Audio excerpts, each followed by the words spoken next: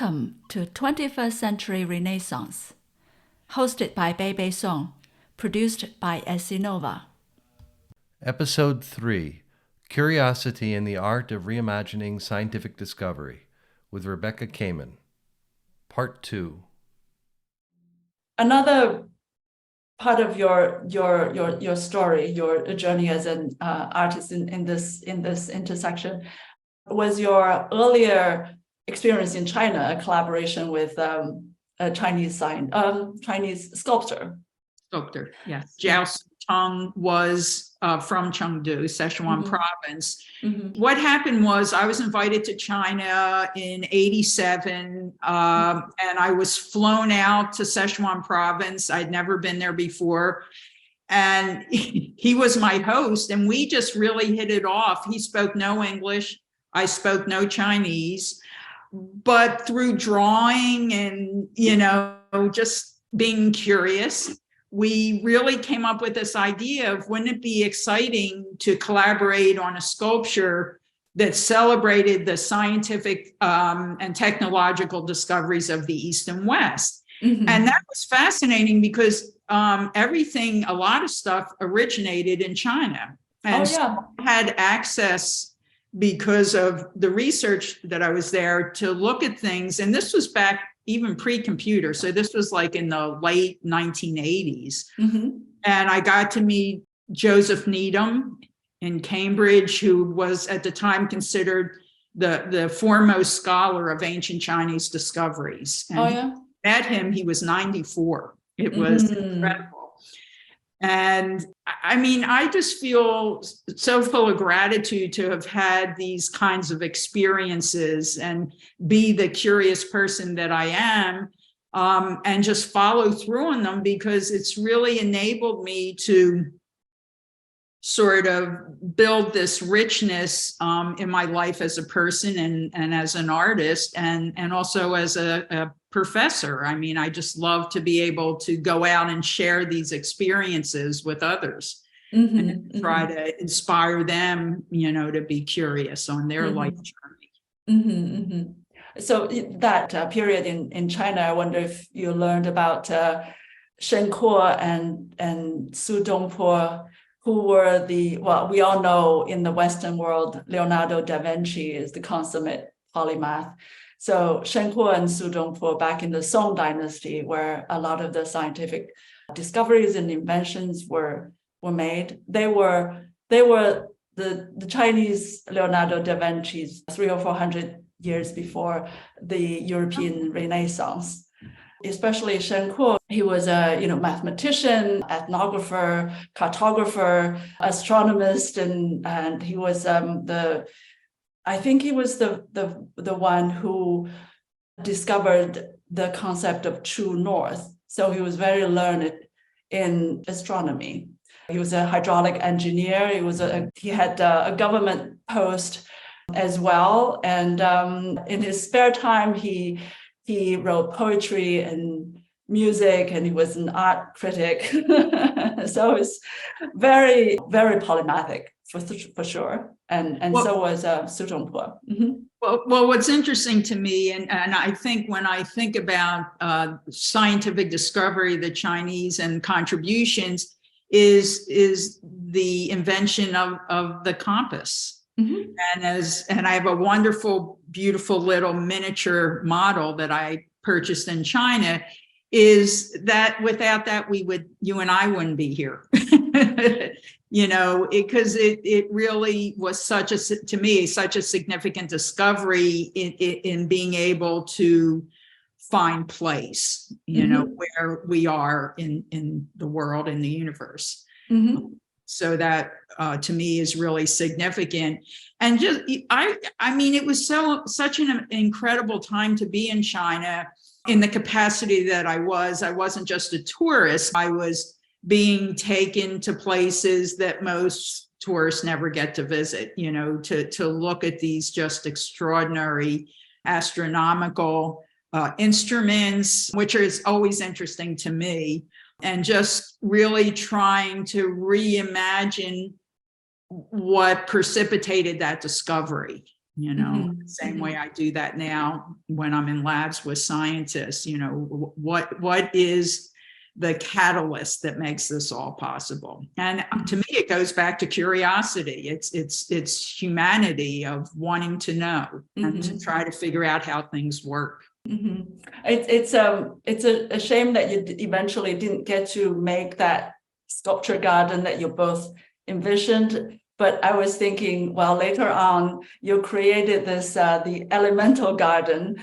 and a sculpture garden did eventually come into being, even though it's in a different context. And that's elemental garden speaks to me because you spoke about the boring periodic table. In my high school, I was probably the weakest in chemistry in terms of my subject. So the periodic table was always something that reminds me of my inadequacies. But the fact that you were able to make something beautiful out of that periodic table, the boring table, and looking at that sculpture garden, that's so inviting, especially when it's accompanied with the sound. It's so powerful because it's both kinesthetic, so you're inviting the viewer to go, experience it through walking through it, physically interacting with it, and hearing it. And just to make you feel a little bit better, I didn't have the best chemistry experience either, and that's why when I came back from this lecture tour and the periodic table came into my head, I thought, what is this about? But for me, it took me a really long time. It took me about 2 years to research it and try to understand its meaning for me. And I think its meaning was that it's so significant because it represents the world above, below, and everything in between. It is... That I haven't thought of. I think that's a great new insight. Yeah, it's powerful. And that's why I think people responded to it. This was shown in a Northern Virginia suburban artist space, a wonderful space. It was actually a hexagonal space. And they had over 5,000 people that came to view it in like a 6-week period. It broke like all attendance records. And now, granted, they brought schools and things, but as a new way of reimagining chemistry. But I mean, it's been written up in British chemistry journals and in chemistry journals. And I love the fact that you could create something as an artist that reimagines something significant in science and inspires scientists, because scientists are hard to inspire sometimes. That's just between you and me, but not actually. I find scientists are very curious and have been very welcoming to me when I've been invited into their spaces. Some scientists, you don't need to convince them. They already know the value of art and even philosophy. You had a quote from the Tao of Physics. The author, obviously, he, not necessarily art, but he sees the connection between science and mysticism and philosophy. I'm curious, in the wide spectrum of the scientific community, how are the different ways individual scientists engage with you, one way or another? I'm curious because people have different styles, and scientists, obviously, they do as well. Right. Well, I mean, what's interesting, and sometimes I'll start a lecture by making people or scientists realize, and scholars especially, that before the advent of the camera, scientists had to be artists. I mean, it's the only way that they could capture and record. And of course, I follow that with beautiful illustrations, not done by artists, but done by scientists. And that the advent of the camera really changed how scientists recorded what they did. And I like to think of myself as more of early scientists, what we call natural philosophers. So I share all this with scientists sometimes even before I get started, because that allows me to look at something holistically. So what's happened now, science has gotten so huge and so complex because we have access to more information, that what happens is that unfortunately now scientists can only deal with very minute, small parts of a large pie. They're not people like Aristotle, Plato. They don't have the time, first of all, because they're answering emails like all of us, or, the computer has been a blessing and a curse. But I mean, it's really interesting in how science is done. And I'm very interested in the history of science. And that's something that I always like to research before I start any project is, its origins. How did it get started? What really was the initial spark that made people curious to want to discover things about things? I'm even curious why certain scientists study what they do. I mean, some of them spend years and years and years looking at one cell, tiny little cell, and how it works. And when you talk to them, they're as enthusiastic as I am about discovery. Their discovery process is a little bit different than mine.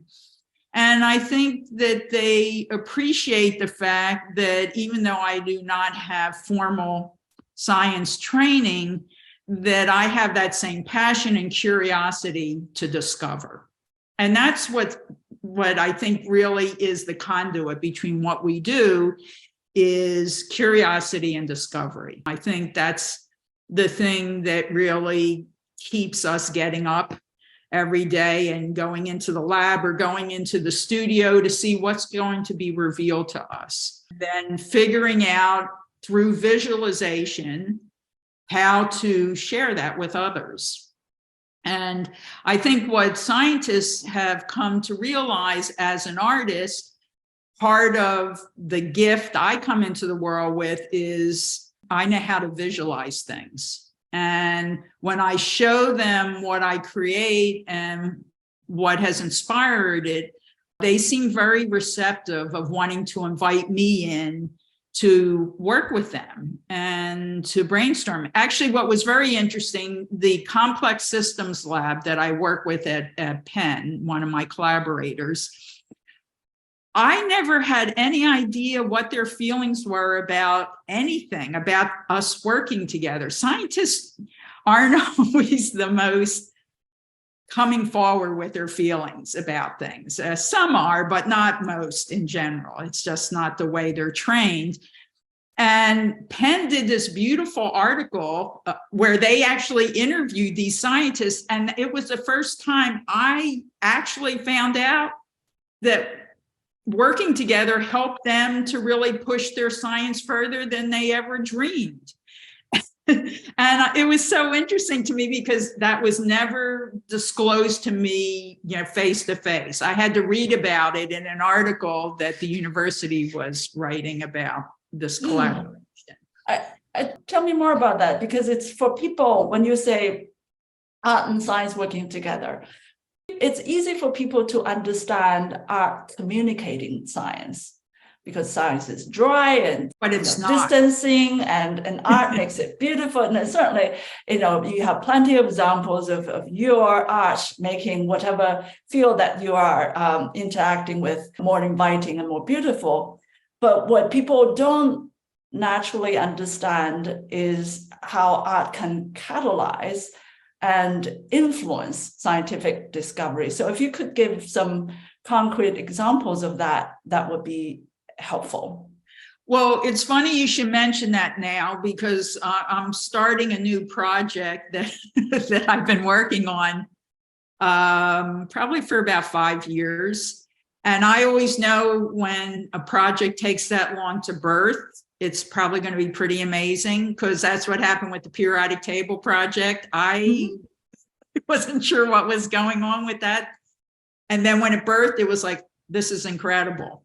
So one of the things that has crossed my path was a collection of Aboriginal memory stones from some collectors in Australia. And I collect gem and minerals. I've been collecting stones and things like that since I've been a little girl. And my whole studio feels like it's a geology class if you ever came to my studio. And so anyway, what was interesting to me was I'm very intuitive, and I have spent some time in Australia. I've been very, very interested in what we call indigenous knowledge. And I put that in the same category with my experiences in China. You know, people that aren't necessarily formally trained, but are very intuitive and make incredible discoveries. And when I was in Australia, and I'm very intuitive and feel very connected to places, people, things, I just felt very deeply connected to the land there. And I don't know why, but I did, because I spent a little bit of time in the outback. And so anyway, I had this idea that there was some kind of connections to the Aboriginal practice of what we call song lines and song lines deal with memory of land.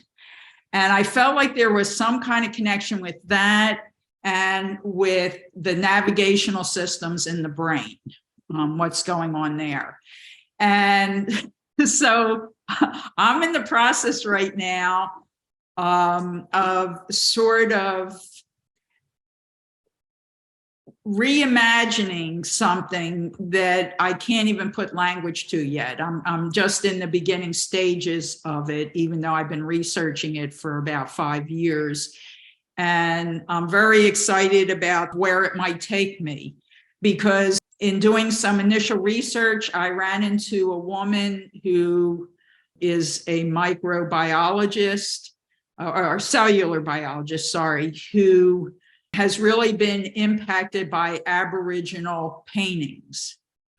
And what was so interesting about her insights about that is she's very similar to me in that she can look at these and she can see the relationships of how these paintings are deeply connected to indigenous knowledge. And what's interesting to me is occasionally I do find scientists that have these sort of deep connections with cultural forms in other cultures. And I really feel it informs their work, their own research. And that's really exciting to me, because I know that occasionally I run into a scientist like that, and I know that they're as deeply connected as I am. They just use science to express their observations and discoveries. If any of that makes sense. Sure. Yeah, that sounds interesting too. I'm reminded. Do you know of Rupert Sheldrake, who's proposed the concept of morphic resonance, and it's a lot about the collective memory of I'm not doing it justice. A memory that passes on, not necessarily individual, but a whole system.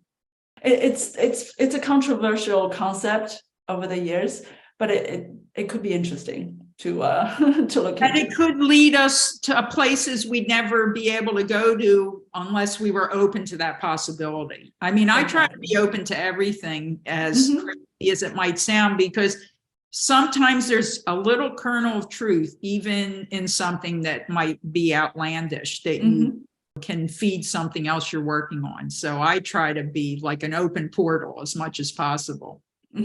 Curiosity. Yes. So speaking of, you spoke a lot about curiosity, and I read a little about their research. At first I thought, wow, how does an artist portray concept so abstract as curiosity? But then it was interesting to see the framework that they came up with. and the different types of pursuing something, the hunters versus the busybody and the dancers. And I guess they see you as a dancer. And I thought that was all over the place. yeah, well, I relate to that. I consider myself a dancer as well. I'm an amateur dancer, but I also see myself figuratively as a dancer, and that's how actually I have this childish drawing that I put on my website, my professional practice website, seeing myself as a dancer across different disciplines. So that was interesting learning from your work with that lab. Are they at UPenn? Yes. Yeah. Yes. Mm-hmm, mm-hmm. They study complexity. In my case, we work with semantics. So semantics having to do with how I verbally describe things to them. It's interesting. One of the ways that I process information and these projects I do is through PowerPoints. And I create hundreds of PowerPoints to try to visualize my process of discovery. I did it for myself because being a visual learner, they loved it, and they were able to use the images and me describing, because I look at the images and it allows me to verbalize what I'm understanding. And when they were able to plot that, it just blew me away. And when you went into that exhibition, that's the first thing you saw. It was about 3 feet by 3 feet. We had a monitor, and then we had this big data visualization. But before you even got there were two big, as we call them, Kunstkammers, or cabinets of curiosity, of objects that are really important to me in my collection, to really get people to spark that memory of being a child again, or an adult, and collecting things. I think as human beings, we're always collecting things on our journey that, sort of trigger our memories about certain things. Mm-hmm. And so I thought that was a really great show to do coming off of the pandemic. We were still in the pandemic. People still had to come and wear masks and everything, but I think it really invited them to be curious again, because I think the pandemic has really impacted people. I've been doing quite a few lectures at colleges that deal with curiosity, the creative process, as self-care. And really, what I'm finding, talking to college professor colleagues, is that this has really had a major impact on both faculty and students. So really giving people permission to understand that creating artwork really helps them as a self-care practice to recover from this experience that we have. I personally saw the pandemic as an amazing opportunity for self-reflection. Mm-hmm. Yeah.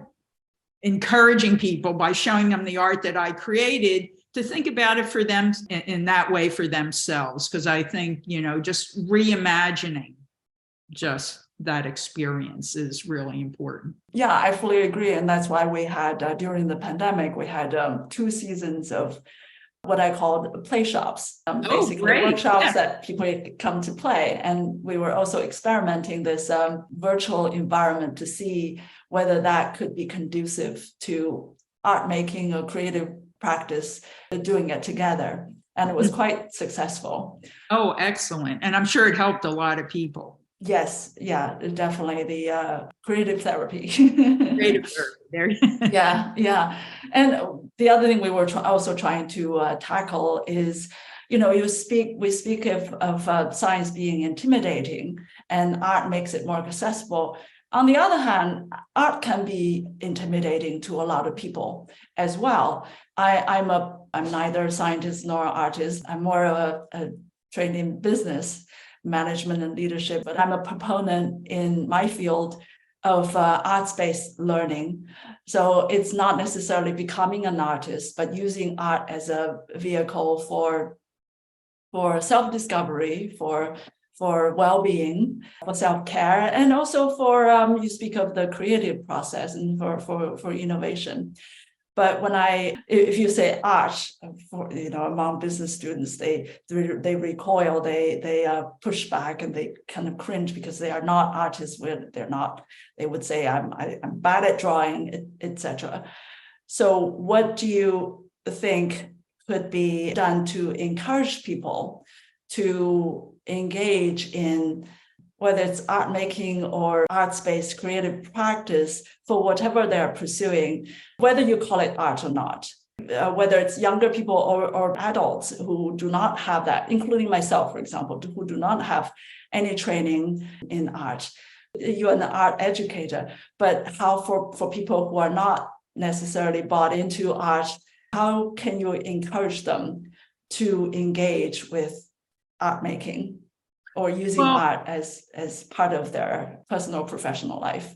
Well, that's an interesting question. And one of the things that sometimes I'm invited to do when I am invited to come on different campuses is to work with science students and science majors. And one of the things that I like to do is give them a series of scientific processes. And then, and we did this in Singapore right before the pandemic. I was invited, someone had heard me speak at a professional conference here and invited me to come to Singapore. And what we did is we had art educators, each art educator brought a science colleague, friend, whatever, to this workshop. And what we did is I had a list of different scientific phenomena, and they had to work together to solve a problem of how to visualize that. And, the scientists were a little hesitant first, but, they came along. The artists were a little hesitant because they didn't really know much about science, but it created this wonderful, rich dialogue for them to brainstorm and to the science person explain what the phenomenon was. And then the art person said, well, we could do this and this. And they created the most extraordinary projects as a team. And then they got to present them. And I've done that before, and I find that sometimes it works really well as a way, because the bottom line, science is only as good as it can be visualized. I mean, that's the bottom line. And and what I do when I do these kinds of workshops, I do a whole PowerPoint where I show scientific models that's not artist built, but scientists, in order to communicate their discovery. And I think once you couch it in that way, it doesn't seem as alien. I mean, I once had a neuroscience institute invite me. This is so weird. I had just come back from the Cajal Institute, and they said, could you help our scientists do a better job at designing their project, their presentation of their projects, so they'll get on the cover of magazines? And it's like, what? Now, I taught design for 35 years, so that wasn't that much of a stretch, but I guess scientists now really feel compelled that they need to get stuff on the cover of science magazines. And the way you do that is to make it look good, or, there's certain rules of composition, design, whatever. But I think once I couch it as we both deal with visualization, and before the advent of the camera, scientists had to be able to draw and paint or fabricate something that expresses what their discovery is, then it's not as threatening to them. It makes perfect sense to them. Mm-hmm.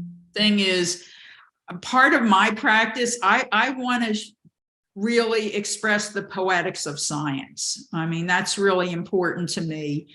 And a lot of times when I say that to scientists, they understand that, because, and I think that's one of the reasons I get invited quite a bit in scientific communities, because I give a scientist permission to think about what they do as beautiful, as beauty. And actually, I'm very excited. A group reached out to me probably about 2 or 3 months ago from Catholic University. It's a group of sociologists, and they're actually doing a symposium that deals with the aesthetics of science. And they got a big grant to research this, and someone had seen this exhibit or this work that I created for the Reveal exhibition. And they invited me, they said, could you come and do an exhibition for this 2-day symposium? And I said, unfortunately, I can't because I don't live in DC anymore. But I said, I'd love to contribute. So I'm going to be on one of the panels. It's mostly scholars. I don't really consider myself a scholar. I'm a universal investigator.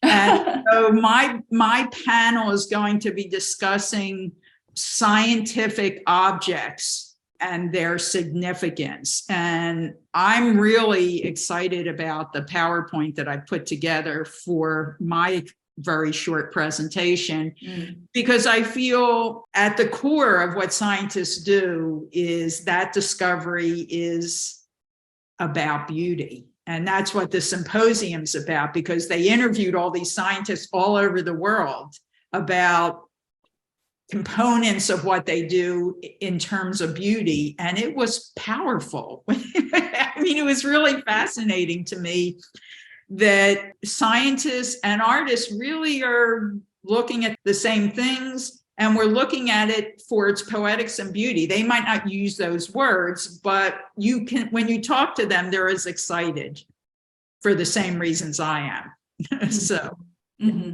yeah. So your primary medium is Mylar. Correct. First of all, what do you like about it? Well, I've been using it for about 30 or 35 years. So I've been using it a really long time. I like it because it's flexible.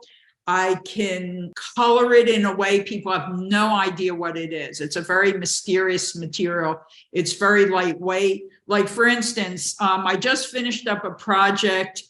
Again, I was curious. I reached out to a woman who works with microfossil pollen at LSU. And I reached out to her a couple years ago, and she was very curious about my practice, invited me to come to LSU, and I did a lecture to biology colleagues. And as a result of that, she said, would you be willing to collaborate with me on a National Science Foundation grant? I said, oh, absolutely, for sure. So she applied for one and didn't get it. And then about 2 years ago, she wrote me, she said, I hope you're still interested because I got the grant and I got funding for you. I said, oh, of course, yeah. So anyway, for the last year, because of the research they were doing with this microfossil pollen, she had asked if I could fabricate sculptures inspired by the morphology of these different species. So I did. I think I did 10 sculptures, 10 or 11 sculptures, and actually they were just shipped off. And again, made out of Mylar, so they were very light, which I like. I can install them on the wall. I can take them off the wall. I can put them in flat files. So it's a material that's very chameleon-like, because again, people don't have any idea what it is. So it's very transformable. It certainly intrigued me because it seems so delicate. I didn't know at the time when I first came across your work what it was, but it seemed so delicate. At the same time, it has structure. Exactly. It can be a sculpture, and it's so flexible, and it's, yeah. It can be any different kind of shapes and colors. Exactly. It takes colors really well as well. Yeah, it does. And people say, you cut that by hand? And someone in a lecture said to me, what do you use to cut it? And I said, X-Acto blades. And they said, you should write to Exacto. They should give you a grant of as many. I must have gone through 1 million in my career so far. And I love it. For me, it's a working meditation. I don't want to, and there's slight imperfections. If I had this milled, a machine did it would be machined. And I don't want that. I want people to feel the hand of the artist, in whatever I create. That's really important to me. But at the same time, I wanted to ask you that. So that's the first question. Obviously this material, this medium is very tactile, very hands-on and has a lot of physical properties. You interact with science, and you spoke about the ages before camera, and then the camera happened, and of course there's a microscope, and today there's AI. So there have been various kinds of machinery. So camera certainly inhibited in some way of that process that we were talking about through drawing. But later on, it also became an art form itself.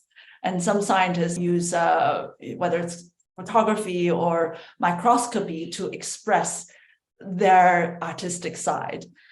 And now there's the AI, which is the ultimate, maybe not but definitely a lot more powerful machine. And the Complexity Research Project involved AI. And you worked with it. My question is, from your perspective, how you feel, you spoke about it being a little scary. It's scary to me as well, and I think to lots of people, especially in where AI is now creating art in some ways. Right. Of course, that's controversial, whether it's creating or what. But it certainly is encroaching upon the territory which used to be exclusive to humans in making and creating art. So I wondered, what your thoughts are when it comes to AI and art. Well, I love AI when I can collaborate with it. I at least at this moment, I feel like it's a collaborating partner. I haven't actually done it myself. I work with a doctoral student at Penn, he's a data visualization whiz. He knows how to program this stuff. I'm not sure if I want to. I like to brainstorm with Dale and bat around ideas, and he'll say, hey, we could do this with AI. And it's like, really? Can you show me? And he does. And it's like, wow, that's really incredible. And what I'm finding is when I take it out to audiences, especially young college students, oh my God, their whole world just has shifted. Actually, last week I was at American University doing a physics colloquium to students there and faculty. The students, I couldn't get away from them. I went outside. We had a little party outside, a little reception. They cornered me. They wanted to talk more about that. And it's their world. I mean, this is the world that they are inheriting. So I think they're curious about it, just like I am. They probably know more about it than I do. I'm getting ready to potentially do a project working with virtual reality, which, and again, it's like, I feel like if you can dream it, you can make it happen. And, I come up with these crazy ideas, and then someone says, well, we can do that. And it's like, really? And so I don't know how it works. I just am the person that serves as the catalyst. I feel sometimes like I'm catalyst in residence around these scientists. And it's really fun because I think it pushes them to think about stuff in a way they wouldn't, because as we mentioned, science can be very myopic and for all kinds of reasons. And I'm not putting it down. I'm just saying that's their process of discovery based on their career. But I think sometimes I come in and just want to shake it up a little bit. And I think they they really appreciate it because it extends what they think about and how they think about it in ways they never could ever imagine was possible. And it's reciprocal in that it sort of enables me to feed my curiosity and at the same time expand theirs. And so I think it's just a win-win for all of us. And I'm just having a great time. I like the imagery of shaking it up. Yeah, just really, just you got to. And I think, they trust me enough because they see what I've done. And I think they're, with anything in life, it's trust. And I think I've proven that, I think outside the box. Obviously, I really embrace what their disciplines are, their careers, and they can see how I create new bridges between things that they would never even imagine creating bridges. And I think they're curious about it, and I think it helps them think about their science in new ways. So it's a win-win for everyone. We both are advocates of polymathic learning, and you have built a rich career. I wonder if you spoke about your reflection. Looking back, did you have to chart your own path? Or was it, I'm trying to get to like the environment that we live in, which since the Industrial Revolution has been very siloed. And as you spoke of, science becomes so much larger and scientists have to specialize in the really smallest and deepest thing. And in getting grants, they have to really focus on that specialization. And so in this kind of environment, what kind of ecosystem has it been for someone like you who is more of a polymath? And for a young person, if there's a young Rebecca somewhere, maybe at the early career, is it getting easier? Is it getting harder? What is the kind of ecosystem there is? And what, in your view, can that ecosystem be? Like, I understand your practice consists of exhibitions, residencies, and teaching as your portfolio, if I understand correctly. How can a younger person who has similar view of interdisciplinary learning can be successful pursuing a similar path? What are the ingredients? And in terms of the environment, what can be done to provide nurturing and support for such people so that their potential of contributing to society can be maximized? Wow, that sounds like a doctoral dissertation. Well, all really good questions. I think I was really at the start of a lot of this because, I started looking into this probably around 2010.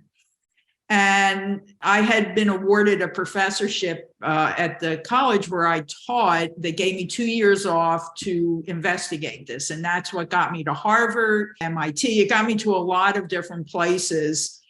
And it was at the time really sort of a new field. Not a lot of people knew about it. And so it was a little bit harder, I think, maybe to get my foot in the door. But once I did, it was amazing. People were like, well, what can we do to get you back here? I mean, even at Harvard, I couldn't believe it. This is the young girl that couldn't even get into college, into a community college, and Harvard saying, what can we do to get you back here? That was really exciting and a little scary. But I think because I'm curious, because if someone says no, I swim around and try to figure out how it can be yes, and what I have found with my own life and my journey is if it's not working in one way, just shift a little bit. And usually in that shift, discovery happens and incredible things happen. And don't be afraid.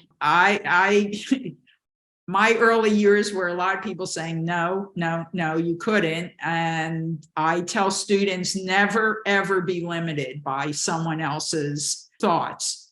So in that regard, it was challenging, but exciting because, as a trailblazer and someone where this wasn't done before, you got to really chart the course. There weren't the expectations because not many people had really done this before or looked at the world in that way. And so that would be sort of how my journey started. And by the time my professorship was done, I thought, well, I have my 35 years in. I can teach, but I can do this to larger audiences. So I thought after 35 years, I'm retiring. And I did. And I never looked back because it's enabled me to take the richness of what I learned in the classroom and have the world as my classroom and just really reach out to others. Part of my dyslexia, and this has been what I consider a superpower, is it enables me to see connections between things that most people don't. And actually, part of the project I did with the complexity group at Penn, the part 2 was to really investigate what goes on in my head that allows me to process the way I do as a dyslexic person. And that was just fascinating on so many different levels. And then on top of that, it enabled me an opportunity to take that richness and go out and really help others, especially children who really struggle because they're neurodiverse, and show them that when you look through a different lens, all things are possible, and that you should never, ever be limited by that. Now, for your next question that deals with what would I create to help others? I think what's exciting now is now universities have courses that really sort of nurture that in students. And I've certainly been invited to programs as a speaker to talk about my practice. So I think there's a lot more opportunities for people. I had to create my own opportunities, which was fun because I didn't really know what I was doing, but I was curious. And then people were saying, oh, wow, that's never been done before, but I think we have some money and we can make that happen.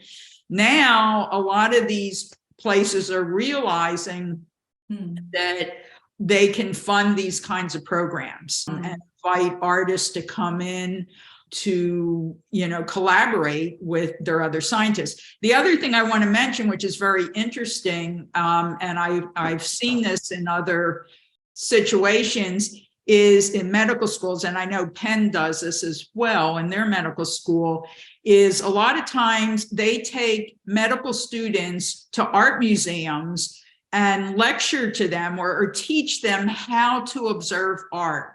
And this is really important because if you can really observe art in a certain practice or in a certain way, it teaches you how to listen and observe patients. And they're finding with research with this that it has really been quite successful. So I love the fact that art now is being used to enhance medicine in that way. And, all of us who have to go to a doctor, the fact that they might learn how to listen better as a result of going to an art museum and learning how to do it in that way makes me feel really great. Stanford Medical School has a similar program, art and medicine. I think it makes so much sense. And I think from reports I've had and things I've read, they've been very successful. And students love it because it just gives them a new way of processing information. It's much more dynamic, I think, than sitting and listening to someone, lecturing. They can really be proactive and look and respond to things. More dynamic and more joyful. Exactly. Add joy to the curiosity. Yes.